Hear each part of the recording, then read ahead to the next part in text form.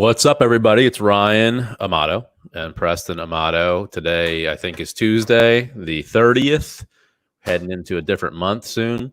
And this is our weekly just kind of wrap up. We're going to we're going to talk about some customer issues, some clients, how you deal with some difficult clients. And, trust me, without knowing everybody that you work for, you're going to run into difficult people, just like you run into difficult people every day in your life.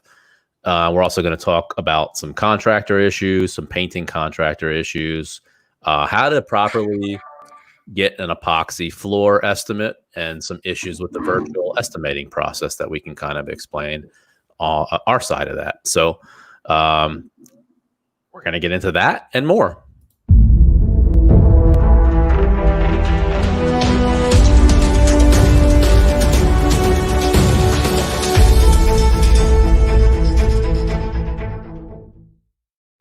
Cool. Let's jump right into customer questions first. That seems to be the most interesting topic for most people.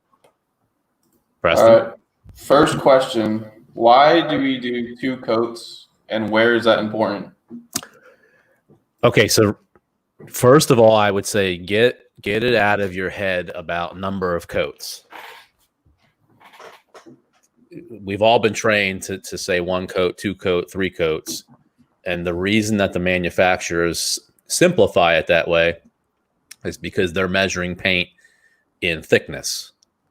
So to achieve certain thicknesses, generally you need a certain amount of coats. But it could be changed. You can put paint on thicker to get the amount of coats that you would in 2 in 1 in certain applications and with certain products.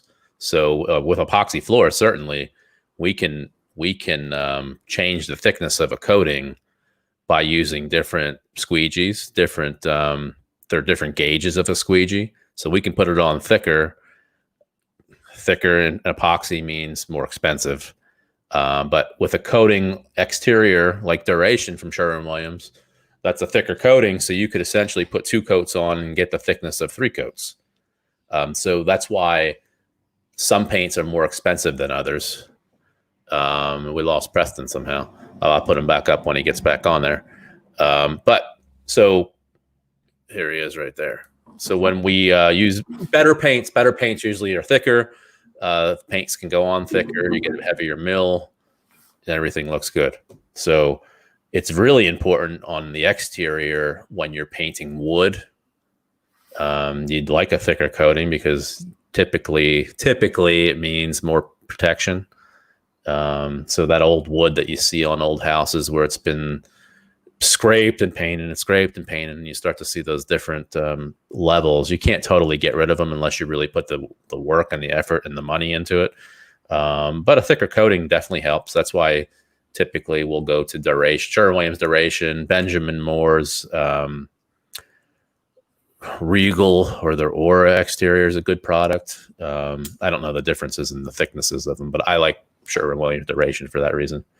But epoxy, it's very important. Thicknesses, you're going to see, and again, remember we're talking about thickness, not coats. So you can kind of get it out of your head with number of coats. Just because you think 2 coats is better doesn't actually mean that. There's no reason that on a thin coating, aluminum siding, something like that you couldn't put 1 coat on and still have protection, especially if you have a budget issue and you're using the same color. Now, the finish might not look the same. That's the sheen. So you have to watch out for that. Let's get to the second question. All right, kind of going on the same topic. My deep color isn't covering in 2 coats. Okay, so this is sometimes an issue, and it always surprises people that so when I go do an estimate, or anybody does an estimate, any painting company, most of the time you don't know what color you're going to use in your house. That's like an afterthought, usually, not always, that we'll get color submitted to us a week or 2 before the project starts. But with so many jobs going on for every painting company that's out there busy, they're not looking at every color that's coming through until they arrive at your house. So I can tell you that the reds, the deep yellows, are always usually an issue unless you're talking about a stock color. And, we can't control the coverage of the paint color that you chose. So we always, not always, we usually figure 2 coats, but sometimes, I've put 4 or 5 coats on, even using special primers underneath the reds and the yellows. It just does not cover. They use a translucent base. It's Paint Talk. They use a translucent base. There's no body to the color. It takes a lot of colors. If you ever painted your front door, anybody out there, you know that those reds and yellows usually will take more than 2 coats unless you've lucked out and got a really good color. So the reason it costs more is because we don't want to just charge you for 4 coats of paint. So if we come out to your house and have to do an accent wall or a red door or something and it doesn't cover and we didn't know your color beforehand, that's not really the painter's fault. It's not really your fault either. It's the paint. So just be prepared if you're doing accent walls, anything with those crazy colors. You drive around, you see those nice yellow doors, those nice red doors that I like. Usually there's a lot of work put into those and a lot of paint. Michael Crane says no high reflective white. For what are we talking about, Mike? We can go on to the next question. So going off that, why are accent walls priced more? Well, it's the same. It's the same, really same question, just put in a different way. Again, accent walls, we're hoping 2 coats. But the issue why they actually cost more is there's a little extra work put into them. So you have a whole nother setup. You're trying to cut the straight lines into the other colored walls next to you. So you can't do 2 walls at one time. You're doing 3 walls. You have to let those walls dry. You have to come back to them. It's just a little bit of extra labor. They're not significantly more money, but I think it does surprise people that those accent walls are more money. Definitely. And it's a question that we always ask. I always ask on the estimate, are you thinking about any accent walls? Because again, just as they don't know what colors they're using yet, we've shown up on jobs and wow, now we have 8 accent walls, all different colors. So you have 8 extra gallons of paint to buy. You have 8 extra roller covers, and a halfway decent roller cover is what, average $6, I would say, for a halfway decent one. Maybe you buy them in bulk, so it's $4. You've got an extra $30 to $50 in roller covers, and you have paint. A decent gallon of paint is $40 at least. So $300. You could be into $400 just in materials for 8 accent walls. So that's not a cost that the painter should eat. Definitely, if you want to stay in business. Mike said anything translucent base. Even white. Oh, no, definitely. And Mike's an awesome painter. You should, Preston, I know you like TikTok. You should be on his TikTok, certainly. They do great work on cabinets and a lot of cabinet videos. Yeah, anything translucent base. I don't even know why. I guess they have to use that translucent base. But it's just, I know I did a gym one time, and we had to put 6 coats of red on. And we tried everything. They used different tint bases. We used a Aura. Benjamin Moore makes an awesome primer. I think it comes in red and yellow. Aura deep base primer. That looks almost just as good as the finish. I could put a coat of that on and it looks great. But then as soon as you put the finish back on, you can look right through the finish paint and see the primer beneath it. So it's a problem.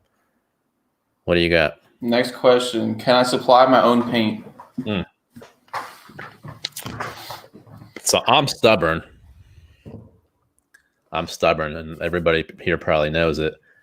I really prefer that people don't supply their own paint.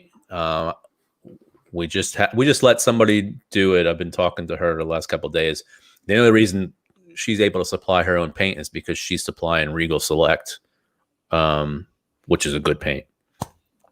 The reason we don't want to supply our own paint as a client is because, number one, you're kind of voiding your warranty on most of the work. We have many relationships with Sherwin-Williams and Benjamin Moore. If something happens on a job, it's a lot easier for us to reach out to the representative than it is for the homeowner to reach out to the representative, because they're only going to cover the paint itself. They're not going to take care of any of the labor for you.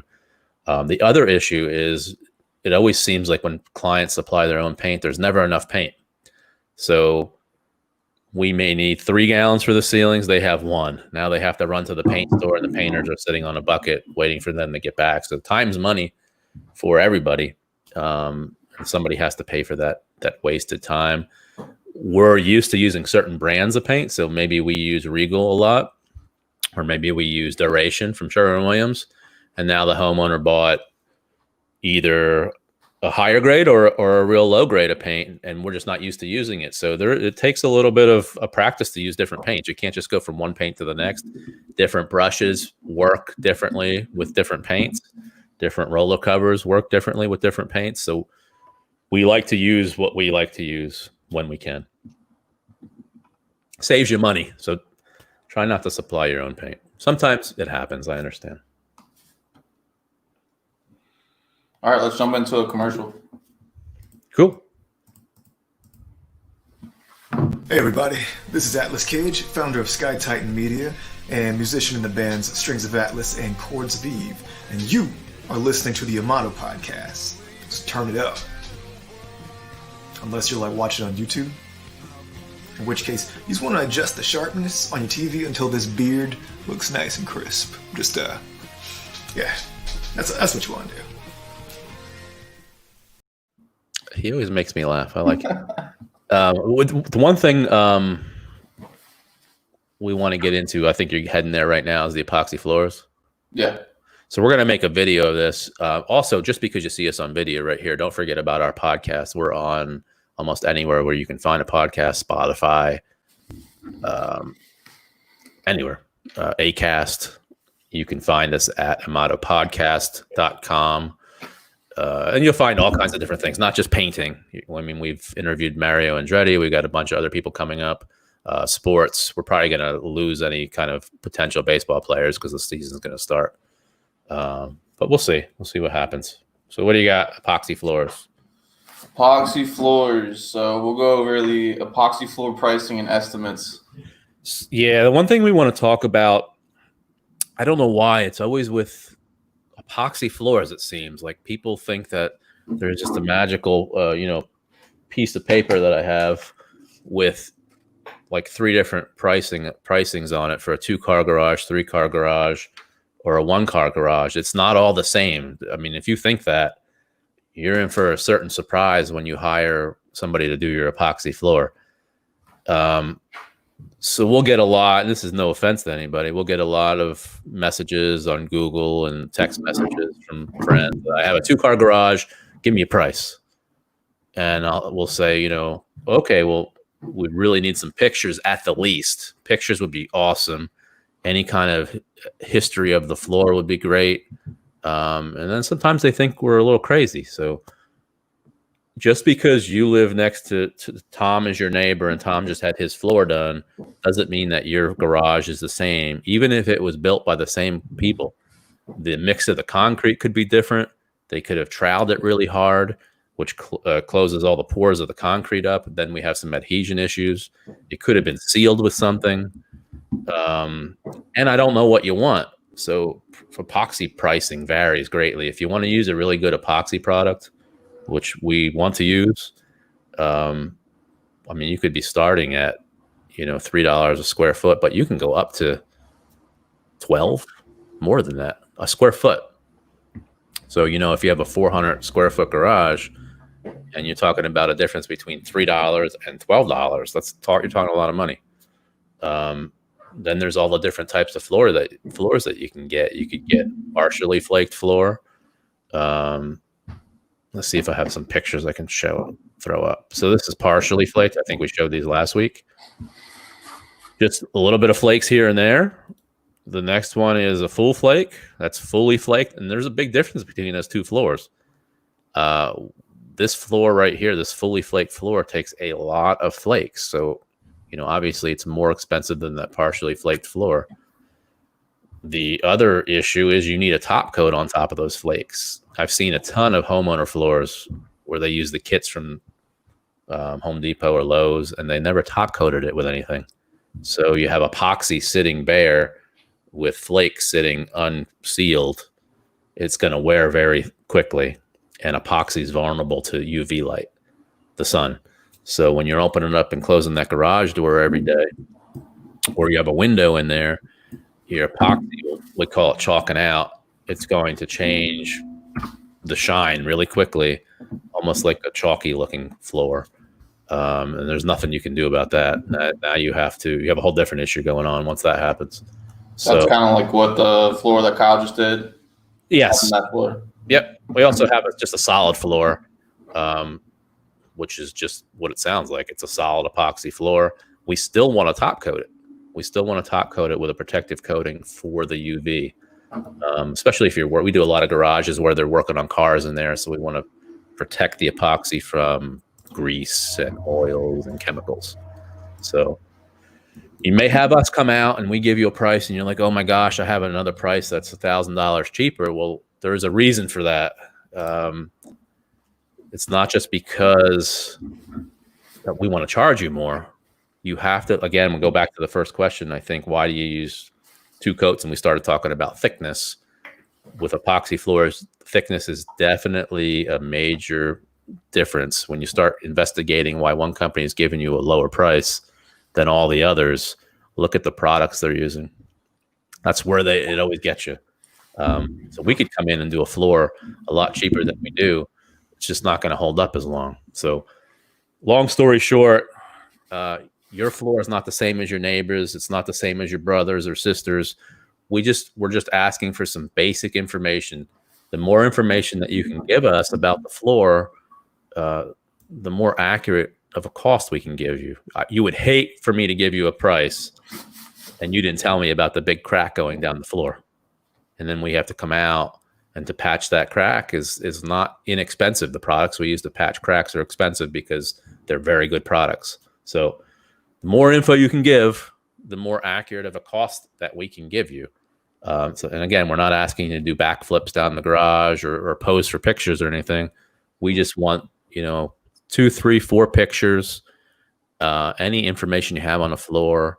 And I'd be glad to talk to you about the different types of floors that you can have, or I can send you pictures. We try to make it as easy as possible.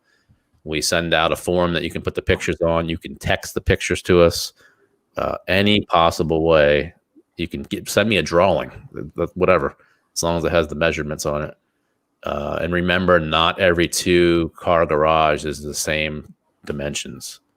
So as many pictures as you can send, and it's quick, no struggles. But if you call us up for an estimate and say, I have no email, I'm not sending you pictures, and I don't want somebody to come out, what are we supposed to do? And I'm not exaggerating. We get this a lot, that people don't want to send pictures. They don't want a site visit. They just want a price. Do you want me to add that to the screen, Preston? What is that? Yeah, this is a floor that Kyle just did. So that's an example of how there was no top coat on their epoxy flake floor. And after a while, this is what happened to it. Yeah, and I didn't really look at this floor in person to feel it. There could be other issues going on there. It could have been prepared incorrectly. It could be old. It's right down to the bare concrete, so that's not a great sign. But yeah. What else you got? You kind of answered it. The next question was why we need pictures, so you answered that.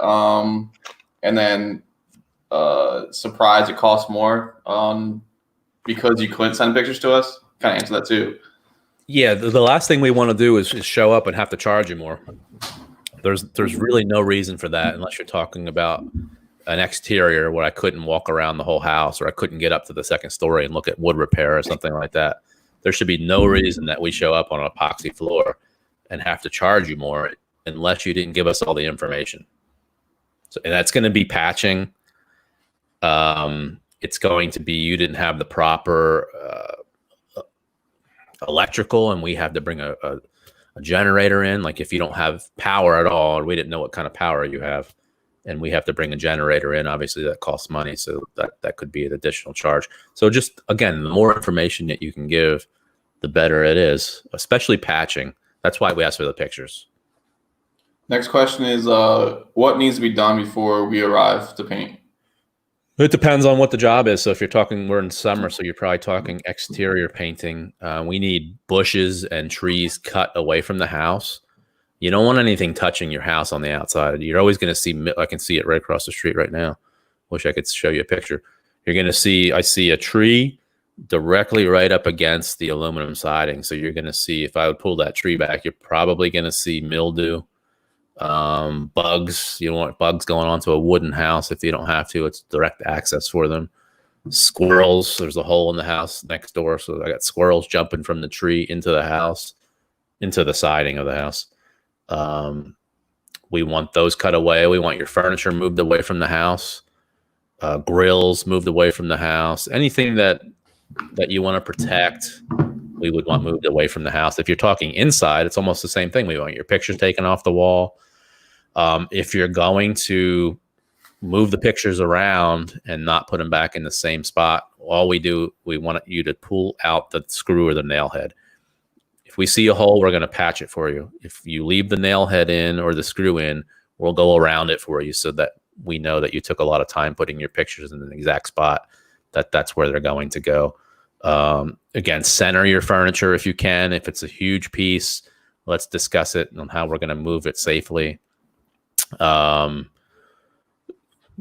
to confine the pets if you can. We like pets, but I had one time a dog who was very friendly, but when we opened up the paint can, they put the lid face up, or the wet paint was still facing up on the paint can, and the dog came over and stepped on the lid and took off through the house. So there was, wet paint dog paws on the hardwood floor, which is not a big deal. It's water-based paint, but funny story. So try to confine them if you can.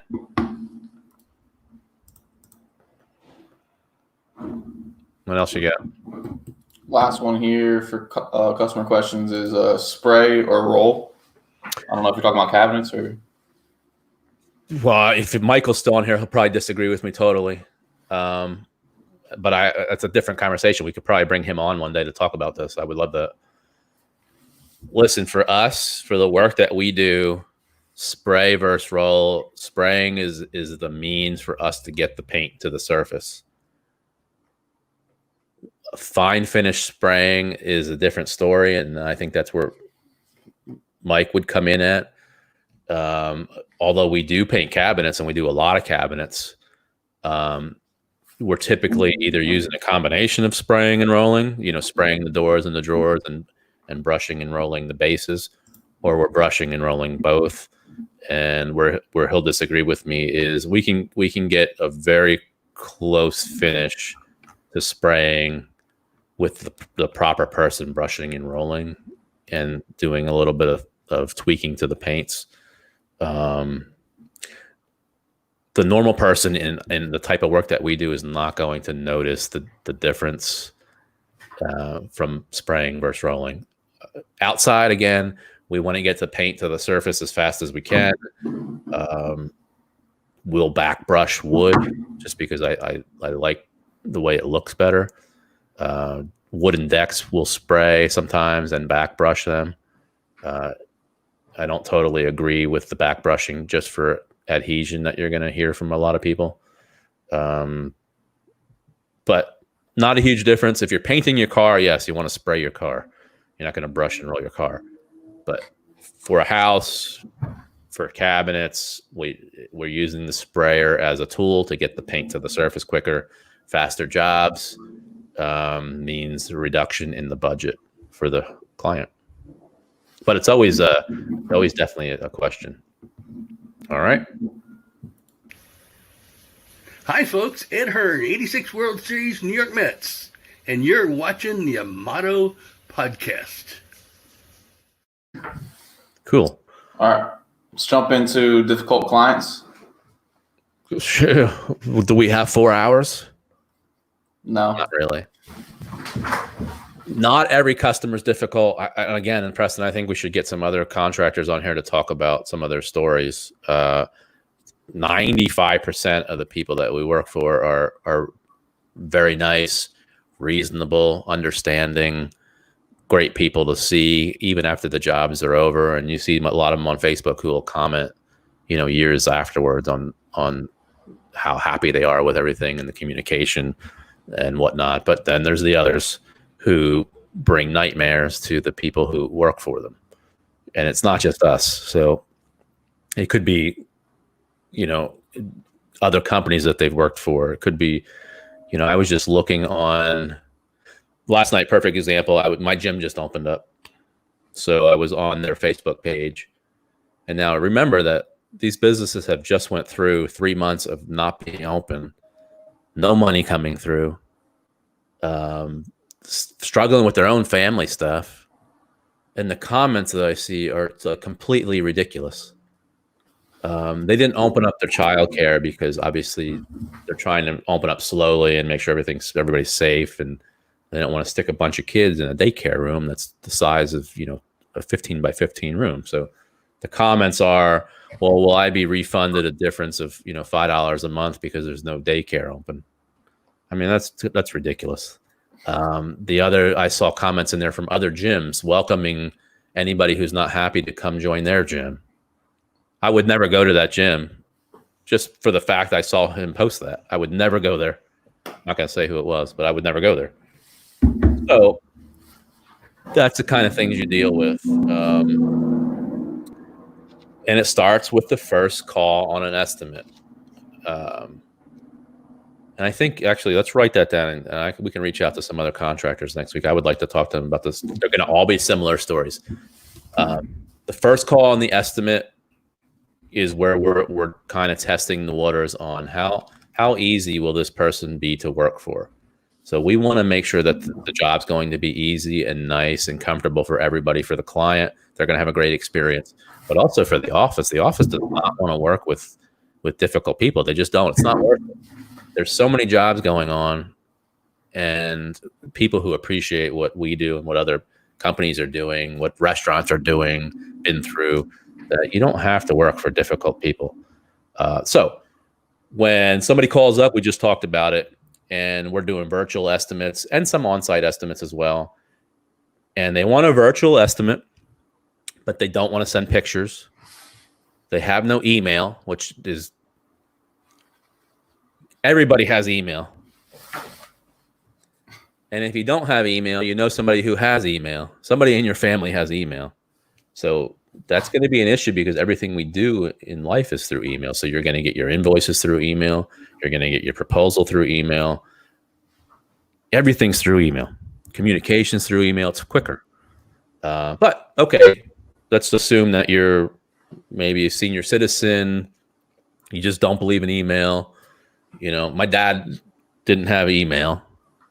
Still had a flip phone, that whole deal.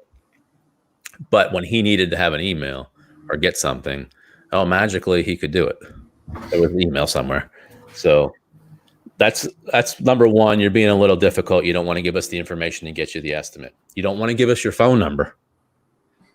That's another one. You give us a fake phone number. You give us a fake email. We catch that right away because we do use the email to send you very important information. You have no availability if we want to do an on-site estimate. You can only meet us on the weekend. That's another thing. So, we also have families and we work normal business hours. I don't ask anybody to do more than that in the office unless they want to. So you're being difficult. So I always say, if you're being difficult now before the job even starts, what happens when the job starts? No communication. We did the estimate, we gave you the proposal, and you ghost us. So that's one reason that our proposals are valid for 14 days. We're just not going to spend the effort chasing anybody. We try to give pricing right on the spot right away. Unfortunately, you get a lot of people who are price shopping. they're not really the people that you want to work for. Any of the contractors out there, you want to work for people who are going to appreciate you and your company and what you do, no matter what business you're in. Price shoppers are always going to find somebody cheaper. There's always somebody cheaper out there, and the painting industry is no different. Unfortunately, you can go buy a bucket and a roller cover and a handle and call yourself a painter. So we have to watch out for that. And it goes for any business. Unreasonable expectations and time frame. So one of our first questions always is, what is your time frame? You can't really expect a professional company to have an unlimited time frame. Like, you can't call up today and expect us to be there tomorrow, but it happens. And maybe you just don't know that companies are busy. But what happens is that's not going to be good enough for anybody, and they're going to start calling around every other company until they find somebody who will come out tomorrow. And that's when you could have issues. Unreasonable expectations, again, it comes back to that first phone call. When they email the office at 8 and nobody got back to them, and they start going crazy and sending 15 emails and it's only 8:05. Or they called and left a message on Sunday and don't understand why nobody's at the office. And then everybody's coming back in on Monday, and Mondays are always hectic in the office, and nobody can get back to them until Tuesday. Or, they don't understand why I can't answer every phone call, or I can't go to every job, or I don't know anything about their project, or why Tanya can't call them back every time they call, and they've called 15 times today. It just doesn't happen. There's not a lot of companies who have people just at their disposal to take care of these things all day long, 24/7. Some people I know are actually on site painting and doing their own work and trying to do the office work at the same time. So they're answering the phone when they can. They're smaller companies. But with us, you just have to be a little patient. We do the best that we can. Everybody does the best that they can. Every company I know does the best that they can. They get back to you in a timely fashion when they can. If you shoot an email out, I check my email once a day. So if you're coming back with, maybe people will say I'm wrong, but it takes a lot of stress off of me. And I tell the people in the office, I can see them on their phone. Tanya's a good one. I'll pick on Tanya a little bit. Tanya's on her phone all the time. I'm talking to her face to face, and she'll be on her phone. And we've worked on this to not do that, because it just brings you a lot of stress, because that email's not going to stop. If you reply right away and they reply back, it's just going to go back and forth all day long, while you have 25, 30, 40 other things to do. So I check my email once a day. I use the getting things done philosophy. If you want to check that out, getting things done. Basically is, if you can do it in I use less than a minute, I do it right away. If it takes longer than a minute, I schedule it. That's it. I schedule everything. I'll schedule going to the post office. I schedule going to the grocery store. If you look at my calendar, everything's scheduled. Everything. And if I miss it, I miss it. So anyway, I check my email once a day.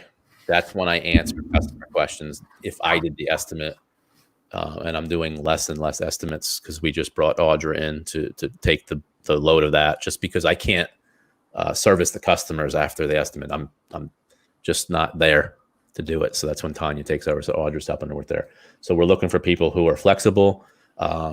They understand the scheduling in the painting industry. It's raining outside right here in Pennsylvania. So I'm sure that the guys aren't probably outside painting right now. So it's only 2:00 and the job got cut. So because they lost half the day, that means 4 hours somewhere else on a job coming down the road has been delayed. That's just how it works. There's not an unlimited amount of painters out there. And that's how every painting company does it. If you're over-promising and not delivering, that's when people get mad at you. And then the last one is just nasty clients, people who aren't nice to you. Why would you want to do that? So you have to cut those relationships off as quick as you can. It's not going to get better. So, I think some people have learned here that trying to make everything right, trying to make everybody happy all the time, sometimes just makes it worse.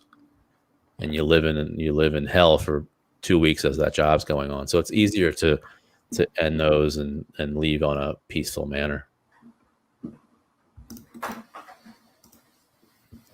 What do you got?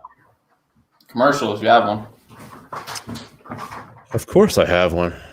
Let's see where we want to go here. Here we go. Hi, this is country recording artist Matt Weston, and you're watching the Amato podcast. All right. You see a bunch of these people I'm throwing up there. They're all independent music artists. So, I mean, if you can support them, we'll throw their links up. Awesome songs. I mean, I was surprised when I heard independent. This is no offense to anybody. When I heard independent music artist, I didn't know what that meant. And I thought it was just, somebody who goes and sings at a club or a bar or something. And they do that. But they have some awesome work, awesome videos. They're charting high as an independent country artist on normal charts. So it's pretty cool. Next, let's get into telling the truth. Telling the truth goes back to that estimate. Listen, when I come out and do an estimate, or Audra's doing an estimate now, or Tanya, or whoever's doing the estimate, it's okay to tell us no. Like it's all right. I want to make that easier for everybody. I hear no. It's okay. Doesn't mean we're not going to be friends with you, or if I see you out at the grocery store, I'm going to give you the middle finger or something. It's okay. So you don't have to tell us how great everything was and you like how our system is and the virtual estimating and how everything is super and you like the videos and all the information that we give you and how the price is good and everything's right. And I'm going to talk over it with my family and get right back to you. And yeah, we want to get it scheduled right away. And then you're gone. And you might say that sounds crazy, but again, we'll talk to some other painting companies. It happens all the time. And that's a breakdown somewhere in the process. So that's something that I have to deal with. But it's okay to tell us no. I would rather hear yes, but I'd rather hear no than have to email you more than one time. So we try to sell our estimates either right away on the phone, or we create another appointment to talk about it the next time. The follow-up process, we're just not into that. We don't want to go back and forth. We don't want to have price comparisons with other companies. It's just not what we're into. My philosophy is at home is if you have somebody come out and give you an estimate and you feel totally comfortable with them and the price is somewhere in your budget, or maybe it's a little more and you have to open up a little bit, that's who you go with. Use somebody you're comfortable with, whether that's me or somebody else. That's fine. It's okay. But I would not make this a price issue. I mean, when you go out to dinner, you don't walk into the restaurant. Usually, I guess. I don't. If you go into the restaurant, you know what you're getting into. If I go to Arby's, or if I go to Lone Star, or if I go to Emerald's, I know what I'm paying in each of them. So, I mean, that's the same thing for any other service you get. If you go to hair salon A, hair salon B, and then you go to that nice hair salon when they give you wine and you sit down and everything's great and they have, chocolates and all that other stuff, you're paying more. They're not doing that stuff for free. And that's the experience that you get. So don't be afraid to say no. It's cool. I'd rather have you say no and we just delete you from the system and everybody's good and we don't have to keep following up on you. And we're still friends.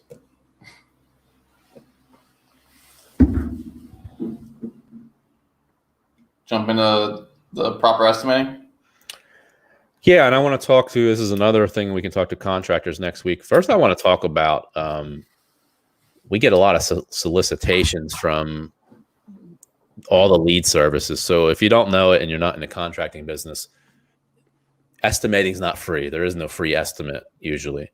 You're paying for advertising somewhere. You're paying to get these customers either through Google or through Facebook ads. or I mean, you got to pay your estimator to go out and do the estimate. Even if it's you have to pay yourself, right?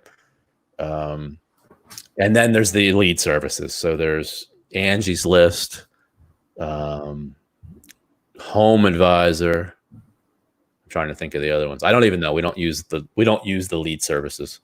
Tried them in the past, did not work for us.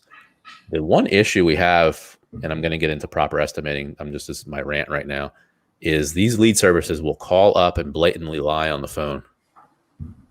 They will say they've talked to me. This happens with a lot of salespeople too, so not just the lead services. They will get somebody on the phone who answers our phone and say, "Hey, I just talked to Ryan last week, and it's okay if you put me through to him, and I want to talk to him and finalize the conversation that we had." And I had never talked to them. Happens all the time. It's happened with I don't want to say who. It's happened with one of the lead services last week, and they do it all the time. It's very underhanded. It happens a lot with people who are selling ad spaces in magazines. They'll say, "Hey, we have a job for you, a lead for you. Give us a call." And we call, and it's not a lead. They're trying to sell us advertising in these books. So again, I would never buy from somebody like that who's doing that. Just be honest when you call up, and we'll go from there.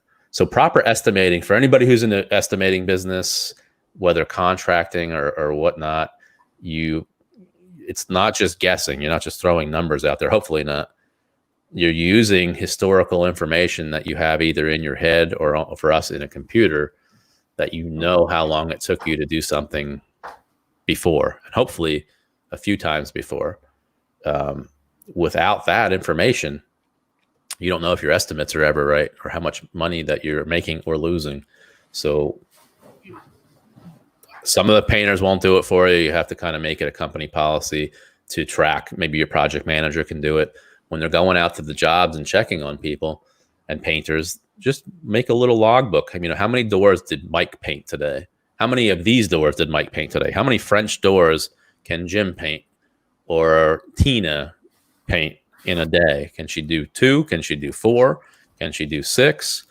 Is that primed and finished, or is it just 2 coats of finish? And then it's so easy. You can do 4 French doors in a day, and now you have this huge estimate coming up that has 30 French doors on it. You just do the numbers, and there's your estimate. So that's when I get to these big commercial estimates, and I'll take people out with me from the company, and they're looking at this huge building and thinking, "Oh my God, how am I going to estimate this?" And I'm like, "Oh, it's easy. Just break it down. I know we've done this same building before, and there's 40 sections of this building. How long does it take you to do one section? That's it. Don't be afraid." So as long as you have information backing you, the estimate process is pretty straightforward. I would like to talk to somebody, if there's any painters listening out there, on how you do your interior full home painting estimates. When you start getting into weird angles and those foyers that have the vaulted ceilings, I think it's an area that a lot of painting companies struggle with. They're hard for me. The other issue is itemizing estimates. It's one of the worst things for me. I know people do it because of budgetary reasons. What we like to do is give one full price and then start backing things out of that one full price. To itemize an estimate takes a long time. That's not a free estimate. That is a consultation. So we just want to make that known. But again, itemizing is usually budgetary. I like to think positively that they're not trying to itemize your estimate to go compare it to other itemized estimates. That's what a commercial contractor would do, a general contractor. They're comparing line items. That's not the same for residential work. What else do we got there? Kind of ran through all of them right there. I mean, what else is going on? We're working on a canal boat down in Easton. We did the outside of it. Now we're doing the interior portion of the hull. So we're using a lot of industrial products there, epoxies. I believe they're using an epoxy mastic on it today. They're dealing with, little did I know, boats take on water in the bottom. So they're pumping water out every day, trying to keep it clean and dry from a previous paint job that the client feels wasn't done correctly by somebody else. I don't know. I didn't really give my opinion there. So we're working on that. We are working on a lot of exteriors. I know that. I worked on myself an interior apartment complex last week, and I just got a schedule for that. That looks like it's going to be pretty good. And that's, for me, that's the kind of work I'm used to. I do commercial work, industrial work, quick repaints. I don't do a lot of residential work personally. The company does. A lot of epoxy floors coming up. We have a huge floor coming up over at a business not that I can't name. And that's really it. I did want to talk about one thing. I had customers. I want to talk about customers. I've had a few customers ask, one today, and this is no offense to this customer, to be able to drive by other homes that we have painted. I would never give out a client's home address. I don't want anybody driving by my house. I am not sending anybody out to anybody's houses. I don't think it's the right thing to do. I get the idea that they want to go see in person what we do. I actually get it for cabinets a lot. Can we go to somebody's house and go in their kitchen, which is, I think, a little odd. I had, I don't want to go into all the other ones because I don't want to insult anybody. But we can't do that. I'm not doing that. I can't have somebody drive out to somebody's house. What we can do is we put every job up. There's no jobs that we don't put up, good or bad. They go up on Facebook. They go up on Instagram. They go up on everywhere. YouTube. You can follow us there. We'd be glad to send you pictures. Just can't have you go out to somebody's house. I mean, that's the last thing you want, especially in these times. If somebody's sitting out in front of your house, I've had people call the police on me doing estimates out in front of somebody's house because they just see somebody or something's going on in the neighborhood the last couple of weeks, and all of a sudden here comes, me, and I'm sitting out in my truck out in front of somebody's house, and I've had the police come out. So it's not something that we want to get into. We're not sending anybody out to anybody's house. We'll be glad to give you any other information that you want, pictures. We have a slew of references and whatnot. What else? That's all I got. No, send us your questions. We'd love to hear your painting questions, struggles, troubles, anything like that. We're going to reach out to some painting contractors in the next week or so and bring on some other guests that are interesting. I can think about 3 or 4 off the top of my head who maybe will pop on and give us their side of the painting industry and stuff that we don't do. High-end residential, high-end, not even like the houses that are around here. I'm talking the ultimate finishes. That wouldn't be something that is typically around here. Maybe some wall covering, some faux finishing that's still popular. And I want to talk to them about their struggles, business struggles, client struggles, and whatnot. So that looks like it's it for us. Cool. See ya.